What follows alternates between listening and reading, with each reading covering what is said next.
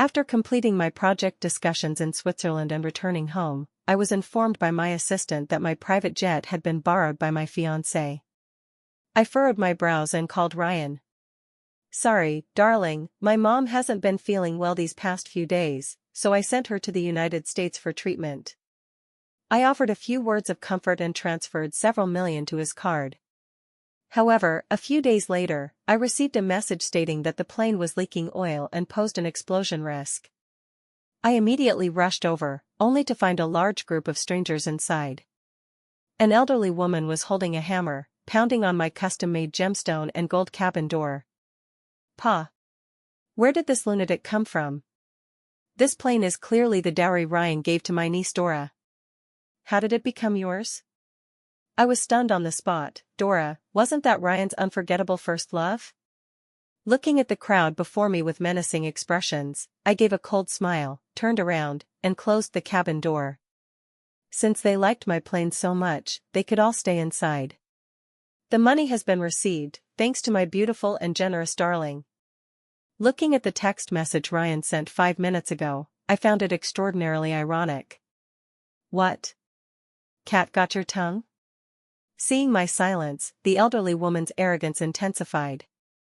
"Dressed all fancy, but turns out you're a madwoman. See that?" She sneered, pulled out her phone, and tapped the screen.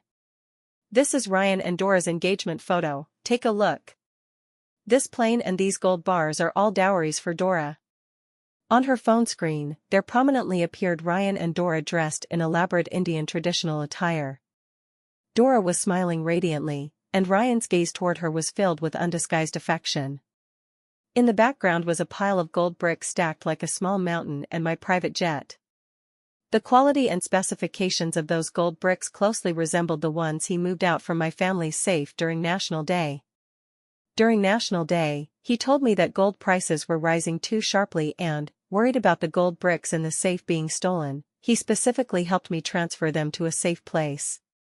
Unexpectedly, that safe place turned out to be Dora's pocket. Look how generous our Ryan is to Dora. This plane, these gold bricks, are all betrothal gifts. What are you? How dare you come and snatch them? The elderly woman was spitting as she spoke, and the surrounding men and women chimed in. Exactly, she's crazy. Quick, call the police and have her arrested. Look at her, probably one of Ryan's blind admirers, turning love into hate. What bad luck, running into a nutcase. The mocking voices rained down on me like cold droplets, densely pelting me. They looked at me as if I were a pathetic and ridiculous clown. It turned out that in Ryan's world, I, his legitimate fiancé, had become an incessantly entangled madwoman in his and his family's eyes. I hadn't guarded against external thieves, but the insider had emptied me out, using my possessions to build his romance. A surge of anger mixed with betrayal and humiliation rushed to my head, nearly making me laugh coldly. I'll say it one last time, this plane is mine.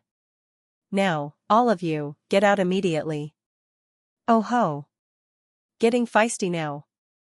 The elderly woman's finger nearly poked my nose. I'll tell you one last time too. This plane is what Ryan gave to our Dora. If you don't scram, don't blame us for being rude. The others gathered around with unfriendly expressions, as if I were the intruder trespassing on their territory. Just as the atmosphere grew tense, the door to the cockpit opened. A man in a captain's uniform walked out. He pushed through the crowd and approached me. What's the commotion? Don't you know you can't cause trouble on the plane? The captain was tall and carried an unfamiliar arrogance. I looked up, and my heart sank suddenly. This wasn't John. John was my father's most trusted pilot before his death, steady and loyal. Since I took over this plane, he had always been in charge, without a single mishap in over a decade. How could he not be here? But before I could speak, the elderly woman and her relatives swarmed around him. Captain, perfect timing. Hurry and drive this madwoman away. Yes, yes. She barged in out of nowhere, insisting the plane is hers and trying to kick us all out. I think she's jealous of Dora and Ryan's engagement and came to make a scene. Do something. they wildly inverted the facts, as if I were the unreasonable robber. The unfamiliar captain looked at me with disgust. "Miss, I don't care who you are, this is a private plane, and unrelated personnel are not welcome. Please leave immediately, or I'll notify ground security." Looking at his host-like demeanor, my anger subsided. "Who are you? Where is John? Why are you piloting this plane?" The captain's eyes flickered momentarily, then he straightened up, feigning composure. "What John? Now this plane is under my responsibility. I was personally hired by Ryan." "Hired by Ryan?" I sneered. "He hired you to fly my plane?" "Your plane? What a joke. You're so concerned about that old captain, calling him John repeatedly, do you have some special relationship with him?" His eyes scanned me up and down, full of malice. "You two wouldn't have some shady dealings, would you? Did you come here today to cause this scene just for him?" These words were utterly vicious. The surrounding relatives immediately burst into uproarious laughter, followed by various filthy insults. "Oh. So that's what's going on. Old cow eating young grass? Or this woman throwing herself at an old man? No wonder she's acting crazy, her affair got exposed, and she's here to pick a fight. Shameless." The mockery and insults splashed over me like dirty mud. I clenched my fists, nails digging deep into my palms. At that moment, an extremely pungent smell of fuel suddenly invaded my nostrils. Recalling the earlier message, my expression changed instantly. No longer bothering with their slanders, I looked through them at the damaged areas inside the cabin. "Shut up. What exactly have you done to my plane?" My sudden sternness and questioning caused a flicker of guilt in the eyes of the noisy relatives. But it was only for a moment. The leading elderly woman immediately put her hands on her hips, forcefully maintaining her momentum in rebuttal. "This is the plane Ryan gave to our Dora, we'll do whatever we want with it. Who are you, an outsider, to point fingers?" "Exactly. If Dora wants to renovate it and knock out some old stuff, what's the problem? What does it have to do with you? Acting like you're the lady of the house?" At that moment, clearer clang-clang pounding sounds came from inside the cabin, accompanied by laughter. I could no longer hold back, forcefully pushing aside the people in front of me and striding toward the main passenger cabin. The scene before me nearly froze my blood. The originally luxurious and elegant interior, handcrafted by Italian masters, was now in utter disarray. Leather seats were slashed, Persian carpets stained, custom paintings roughly pried off and casually thrown in corners. I trembled with anger but had no time to accuse them. Rushing to a seemingly ordinary flat spot on the cabin wall, I pressed my palm against it. The fingerprint recognition system activated silently, and with a faint click, a hidden drawer slid out. This sudden scene instantly silenced the noisy cabin. The relatives who had been arrogant moments ago widened their eyes, looking at me in disbelief. "How did she open that? The plane has such mechanisms? Could it be, this plane really is hers?" Whispers began to spread, filled with uncertainty and surprise. I ignored them, my gaze urgently turning to the inside of the drawer. Seeing the familiar sapphire necklace safe and sound, my suspended heart finally settled. This necklace was the only heirloom my mother left me, holding immense significance. Fortunately, it hadn't been taken by them yet. But in the next second, a hand with painted nails suddenly reached over and snatched the necklace from my grasp. I looked up in shock, meeting Dora's face feigning innocent naivety. "Wow, this necklace is so beautiful." She had somehow arrived in the cabin and was holding my necklace, pretending to admire it under the light. Did Ryan hide it here as a surprise for me? He's so thoughtful. I suppressed my overwhelming rage, my voice icy. "Give it back. This isn't yours." Dora clenched the necklace tightly, stepping back and shaking her head. "Since Ryan has given me the plane, naturally everything on it belongs to me." "You're talking nonsense." I could tolerate no more and reached out to seize the necklace back. Dora exclaimed in surprise, dodging while shouting at the unfamiliar captain. "Victor!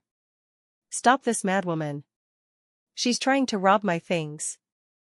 Upon hearing this, Victor's face turned fierce, and he strode forward to grab my arm. I smiled coldly, seized his wrist in the momentum, exerted force from my waist, and executed a clean over-the-shoulder throw. Bang! Victor's heavy body slammed solidly onto the carpet, emitting a muffled thud. However, at the moment he fell, a lighter slipped from his pocket and clattered to the ground. It landed precisely on the curtain by the bed. In an instant, the hanging half of the silk curtain ignited. The pungent gasoline smell mixed with the scorching burn odor instantly changed my expression. "Nobody move!" I shouted sternly, trying to overpower their clamor. "The plane is on fire. There's an explosion risk. Now! Everyone! Evacuate immediately!" The cabin, chaotic from the fight and flames moments ago, instantly quieted. Explosion? For real? Could what she said be true? Actually, I'd been smelling something strange since earlier. The relatives exchanged glances, finally showing panic on their faces. Murmurs buzzed, and some began uneasily looking toward the exit. "All of you shut up!" Dora suddenly stamped out the flame on the curtain, haughtily surveying the crowd. "What nonsense are you listening to from her? This plane was just given to me by Ryan. Brand new. How could it leak oil? How could it explode?" She turned and glared viciously at me. "You can't have Ryan, so you want to curse me, curse this plane, right? How malicious your intentions are."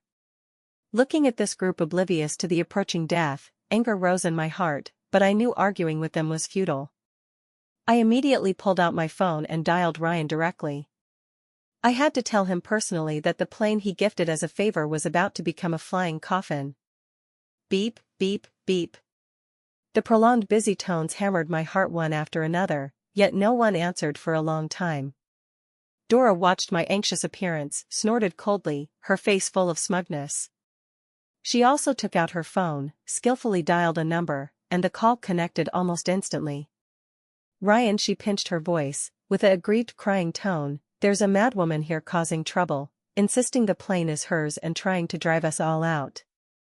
She's so fierce, I'm so scared." From the other end, Ryan's deep voice full of protectiveness came clearly. "Who dares to bully my Dora? Don't be afraid, I'll have Victor and the crew throw her out." My blood seemed to freeze at that moment. "Evelyn, everything I have today is thanks to your support. This plane, everything in this home, is yours. I'm just someone working under you. Anyone who disrespects you, I'll be the first to make them pay. I, Ryan, swear to heaven that in this lifetime, I'll never do anything to wrong you, Evelyn." The past vows echoed in my ears, but now they pierced my heart like the sharpest ice picks. I cooled my gaze, sweeping over everyone. Seeing the doubt in their eyes, I smiled self-mockingly. They believed Ryan, believed Dora, but not my warning as the true owner of the plane. Since that was the case, why waste more words? But my mother's heirloom absolutely could not remain in such people's hands. I stared coldly at the sapphire necklace in Dora's hand. "Give me my mother's necklace, and I'll leave immediately." Dora smiled contemptuously, deliberately lifting the necklace and shaking it. "I can give you back the necklace." She paused, then deliberately loosened her grip slightly, letting the necklace drop onto the filthy ground. "But, you have to kneel to pick it up." I stared fixedly at the necklace on the ground, my mother's voice and appearance flashing through my mind. The pungent fuel smell in the cabin grew stronger, every second of delay a danger. Humiliation burned in my heart. Evelyn, when had I ever suffered such humiliation? But that was the only memento my mother left. I closed my eyes, forcibly suppressing the surging anger and dignity back into my heart. Under everyone's mocking or disdainful gazes, I slowly knelt down and picked up the necklace. In my ears were Dora and her relatives' uncontrollable snickers. "Ha ha ha. She really knelt. Look at her, so pathetic. Scram, madwoman." I clenched the necklace, stood up, and left the cabin door without looking back. Behind me came their victorious cheers. 3 steps, 5 steps, 10 steps. Boom! A deafening explosion tore through the sky, flames instantly engulfing the entire plane. The massive blast wave propelled me forward, the heat wave scorching my back. I fell to the ground, instinctively shielding my head and face with my hands. The world seemed to go silent in an instant, leaving only the crackling of the raging flames behind me. The previously grand and luxurious private jet was now engulfed in thick smoke and flames. The middle of the cabin had been blown open into a huge hole, with tongues of fire wildly bursting out from inside. The cabin door, which had automatically closed after I left, was now being frantically pounded from inside. Faintly, piercing cries and pleas for help came from within, a stark contrast to their arrogance minutes ago. "Help! Open the door! It's on fire! Run! Cough cough! Aunt! My leg! I can't move my leg!" I slowly got up from the ground, dusting off the dirt from my body. In the distance, sirens from police cars, fire trucks, and ambulances grew closer. Ground personnel rushed to the fire with extinguishers, some starting to use demolition tools to try opening the deformed cabin door. I stood in place, indifferently watching this disaster caused by greed and stupidity. In my palm, my mother's sapphire necklace pressed painfully. Finally, through the firefighters' efforts, the twisted cabin door was forcibly opened. Thick smoke mixed with a burnt smell billowed out, and the people inside fled crying and screaming, looking utterly disheveled. Dora was supported out, her face smeared black and white, hair disheveled, with no trace of her earlier elegance. She seemed terrified, trembling all over, her eyes vacant. The elderly woman who had held the hammer was carried out on someone's back. Her calf was bent at an unnatural angle, emitting pig-like howls. The other relatives were mostly injured, each covered in ash, still in shock. Medical personnel quickly took over, placing them on stretchers. At that moment, my phone vibrated frantically. It was Ryan calling. It seemed he had received the news. Expressionless, I swiped to answer and put the phone to my ear. On the other end was his unprecedented panic and fear. "Evelyn. Evelyn. Where are you? I heard a private plane exploded at the airport, is it that one?" "Which one?" I interrupted flatly, "The one you borrowed saying to send your mother for treatment? Or, the one you gave to Dora as a dowry?" The other end instantly fell silent. Only Ryan's chaotic breathing could be heard, as if his throat was choked. After several seconds, he seemed to regain his voice. "Evelyn, what are you talking about? When did I give the plane to someone as a dowry? It's not what you think, I'm calling just to check on you, are you okay?" "I'm fine." My tone was flat, "Don't quibble, I'm right here at the airport. Don't worry, your Dora isn't dead, but she and her relatives will probably have to stay in the hospital for a while. After all, a plane leaking oil and exploding is no joke." "It really exploded?" Ryan's voice was filled with lingering fear and disbelief. "I warned them." My voice grew colder, "But your Dora told you personally that I was a troublemaking madwoman." "What did you say then?" "Oh, you told the captain to throw me out." On the other end, Ryan shrank back in rebuttal, but I couldn't be bothered to listen anymore and hung up directly. A convoy of police cars and black sedans sped in and stopped before me. Uniformed personnel quickly disembarked, and the leading officer approached me with a serious expression. "Miss Evelyn," he confirmed. I nodded. "We received a report and need your cooperation in the investigation." "Of course." I carefully put my mother's necklace in my pocket, "I'll fully cooperate. Actually, I need to file a report too." I looked up at the officer, my gaze sharp and calm. "I want to accuse Ryan of suspected embezzlement of massive assets, fraud, and disregarding others' safety, causing a major accident." The officer stepped aside, gesturing please. "Miss Evelyn, please come with us." I nodded, took one last glance at the still-burning wreckage and the wailing Lynn family, then calmly turned and walked toward the police car. Upon arriving at the police station, I was led to an interrogation room. Shortly after sitting down, the door was flung open. Ryan rushed in like a gust of wind. His hair was disheveled, suit jacket casually draped over his arm, face pale. Those eyes once filled with deep affection now held only panic, locking onto me the moment he entered. "Evelyn.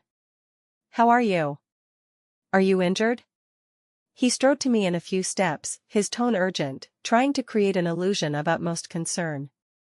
I leaned back slightly, avoiding his touch, my gaze icy. "Mr. Ryan, please behave yourself. This is a police station." His outstretched hand froze in midair, his face paling further. "Officer, hello officer." He turned to the officer in charge, forcing composure. "This is entirely a misunderstanding. I'm the actual user of this plane, and this is my fiancé, Miss Evelyn. There might be some communication issues between us." "Misunderstanding?" I interrupted him. "Ryan, without my permission, you privately lent out my private jet, falsely claiming to send your mother for medical treatment, but actually gifting it to another as an engagement dowry. This plane is worth billions. Your actions constitute illegal embezzlement." Ryan's pupils contracted sharply, hastily defending. "Evelyn. How can you say that? We're family. What's mine is yours. I was just borrowing it temporarily." "Who is family with you?" I scoffed. At that moment, Dora was also brought in by an officer. She still looked shaken, but upon seeing Ryan, her eyes lit up, as if finding support. But when she heard my words, "privately lent out my private jet," her expression froze instantly.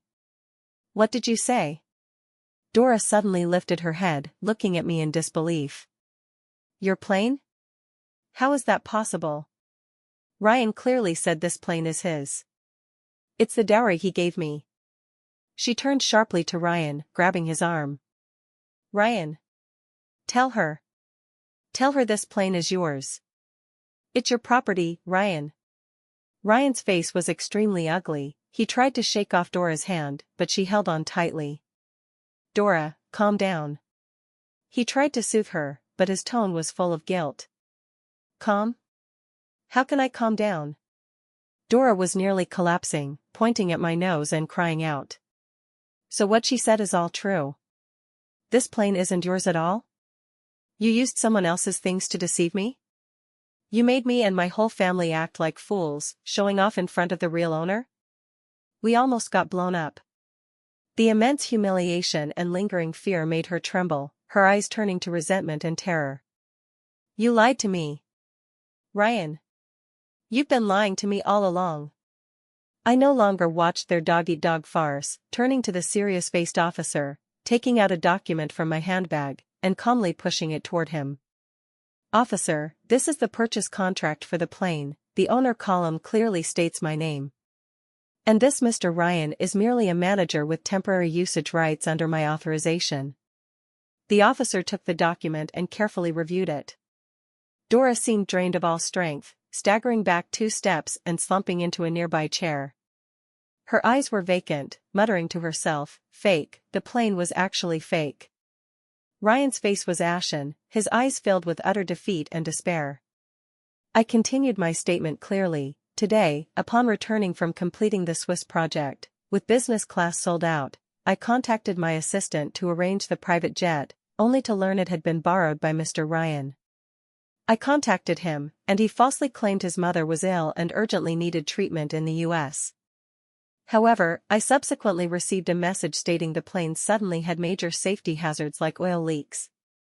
I rushed to the airport to verify and found the plane had been gifted by Mr. Ryan to Miss Dora as an engagement dowry, and her relatives were damaging it on board. I warned them multiple times about the oil leak danger but was slandered, driven away, and even insulted in return. The airport apron surveillance can testify for me. Shortly after I was forced to leave, the plane exploded due to fuel leakage caused by their destructive actions. The facts are clear, and the evidence chain is complete. The officer closed the document and looked at Ryan and Dora. "Mr. Ryan, Miss Dora, based on the evidence and statement provided by Miss Evelyn, you are suspected of illegally embezzling others' massive property and causing a major safety accident due to improper actions. Now, please cooperate with us for a detailed investigation." He waved his hand, and other officers immediately stepped forward, indicating to take Ryan and Dora to separate rooms for questioning. No. I'm not going. I don't know. I know nothing. He deceived me. Dora shouted in breakdown, trying to break free from the officers. Ryan, face like death, suddenly knelt with a thud as he was led past me by the officers. Evelyn, I was wrong, I really know I was wrong. He clung tightly to my pant leg, voice trembling, for the sake of our years of relationship, please spare me this time. The officers tried to pull him up, but he remained rooted to the ground, refusing to stand. Relationship? I repeated the word softly. Ryan, when you gave my plane to Dora, did you think of our relationship? When you let her and her relatives humiliate me, did you think of it? His face paled further, lips quivering without words. Those gold bricks were the last assets my father left me. I looked down at him, voice cold as ice. You knew what they meant to me. I can return them. I'll give them all back. He guaranteed urgently. I can explain to Dora too. It was a moment of confusion. Explain? I chuckled lightly. Do you think explaining now is useful? I turned to the officer. In addition to illegal embezzlement, I want to add charges of Ryan suspected of stealing the gold bricks from my safe, total value about 300 million. Relevant evidence will be submitted by my lawyer shortly. Ryan seemed heavily struck, slumping entirely to the ground. No. Evelyn, you can't do this. He murmured, these years I've contributed so much to the company, even without merit, there's hard work. That's why I tolerated your repeated oversteps, even tacitly allowing you to use my private jet. I said calmly, but I never allowed you to treat it as your own property to gift away, nor to steal my gold to please another woman. Dora heard everything clearly from the side. Ryan. Even the gold was stolen. You told me these were all your assets. She rushed over wanting to hit him but was promptly stopped by officers. You liar. You said Evelyn was a madwoman entangling you, jealous of me getting your love. Dora cried hysterically, turns out it was all fake. I became a mistress. A mistress who steals others' things. This outburst drew sidelong glances from everyone in the station. Ryan was ashamed beyond measure, wishing for a hole to crawl into. Evelyn, please. He begged again, voice laced with despair, if I go in, my mom really won't handle it. She's always treated you like her own daughter. Mentioning Grace, my heart stirred slightly. That kind elderly woman had indeed been good to me, offering much warmth after my parents' death. But this flicker of wavering soon dissipated. I'll arrange for someone to take care of your mother. I said, but that doesn't mean I'll forgive your betrayal. I signaled the officers to take him away. Ryan was lifted from the ground, his legs so weak he could barely stand. Evelyn. You can't be so heartless. He suddenly roared, if not for our Liu family's support back then, could you have taken over the Shen family business so smoothly? I was finally angered by his words. Support? I approached him step by step. Need I remind you who secretly transferred company funds back then, nearly causing the project to abort? And who swore at my father's sickbed to assist me well? Ryan's pupils contracted sharply, clearly not expecting me to know this. I kept you by my side not because I needed your support. I said coldly, but because I thought, after those storms, you at least understood loyalty. He was utterly speechless, the last glimmer of hope in his eyes extinguished. Take him away, I said to the officers. Watching Ryan's receding figure, I suddenly recalled an afternoon years ago, when he stood at my father's sickbed making solemn promises. At that time, he assured my father emphatically that he would protect me with his life, never letting me suffer any grievance. The vows still echoed, but hearts had changed. Miss Evelyn, further investigation may require your cooperation. I nodded, I'll have my legal team fully cooperate. As I left the station, night had fallen. My phone vibrated in my pocket, it was my assistant. Evelyn, as per your previous instructions, we've frozen all company-related account permissions under Ryan's name. Additionally, we've discovered anomalies in some of his overseas fund movements. Compile everything into a report, I want to see it first thing tomorrow. I paused, also, contact the best medical team to arrange a full checkup for Madame Grace. Expenses from my personal account. The next morning, as I arrived at the company, the legal team was already waiting in the conference room. Evelyn, based on the evidence we have, Ryan is suspected of occupational embezzlement, theft, and major liability accident crimes. The evidence is solid, with a sentence of at least 10 years. I flipped through the documents in hand, my gaze landing on those shocking figures. Not just the plain and gold bricks, over the years, he had embezzled billions from the company using his position. Additionally, regarding Dora. The lawyer paused. She claims ignorance of the plain and gold bricks' origins, but our investigation found she assisted Ryan in asset transfers multiple times.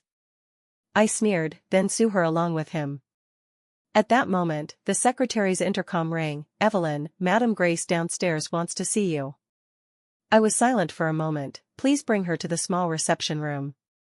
Grace looked much older than last time. Upon seeing me enter, she stood up, eyes teary.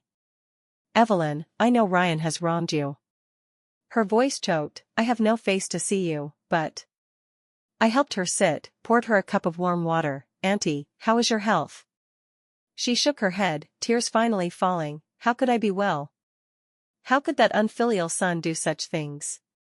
If his father knew, he wouldn't rest in peace. Seeing her grief, my heart softened for a moment, but soon hardened again. Auntie, I'm very grateful for your care over the years. But Ryan has violated the law. It's not something I alone can decide. She gripped my hand tightly. I know he deserves it. I just want to apologize on his behalf. It's our Lou family that has wronged you, wronged your father's entrustment. Her words reminded me of my father's dying instructions, a sourness in my heart.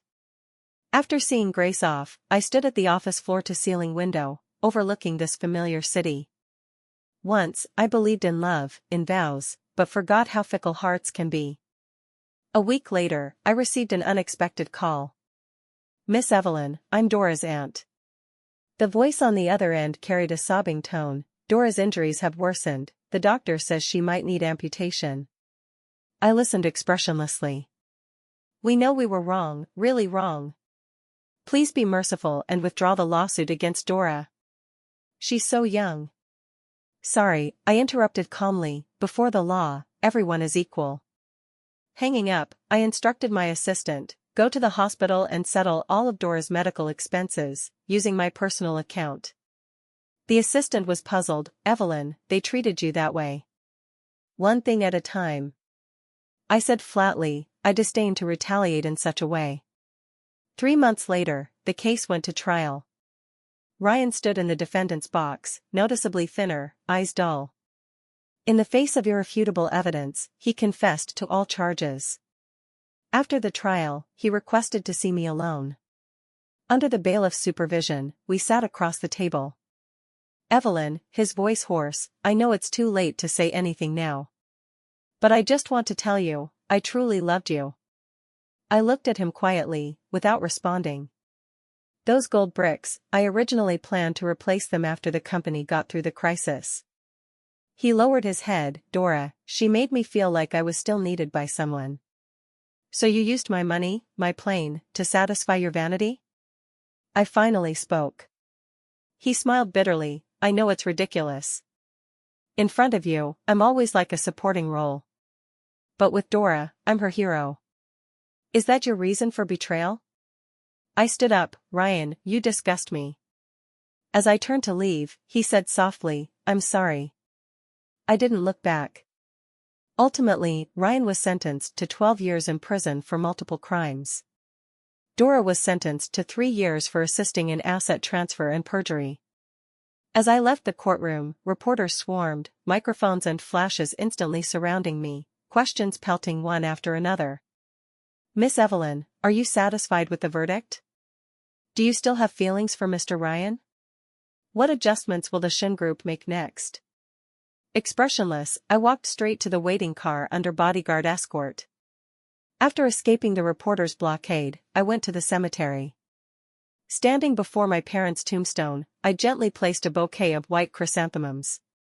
I recounted the entire incident from beginning to end, then fell silent for a long time. "Dad, Mom, it's all over," I said softly. "I'll manage the company well, never letting the Shin family legacy be ruined in my hands." I adjusted my coat and turned to leave. Back at the company, I convened the board, announcing a series of personnel adjustments and reform plans, with no objections. Back in the office, my phone vibrated with a new message. "Evelyn, Ryan attempted suicide in prison but was stopped in time." I glanced coldly and deleted the message. That evening, I came alone to the airport apron. The wreckage of the exploded plane had been cleared, as if nothing had happened. My assistant stood behind me, reporting softly, "The new plane has been ordered, delivery in 6 months. This time, all permissions will be strictly controlled in your personal hands." I nodded, gazing at the distant flights taking off. "Book me a ticket to Switzerland for tomorrow," I said. "That project, I'll handle it personally."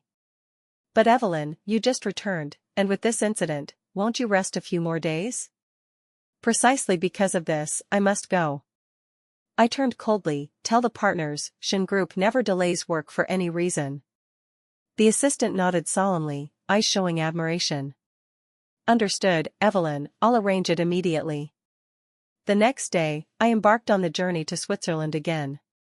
As the plane soared into the sky, I watched the city gradually shrink outside the window, my heart calm as still water.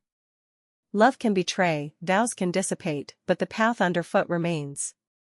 This time, I'll proceed alone, needing no one's company. "Evelyn, would you like something to drink?" the flight attendant asked with a smile. I looked up, returning a composed smile. "Coffee, thank you." Just like this plane heading to distant lands, my life was just beginning.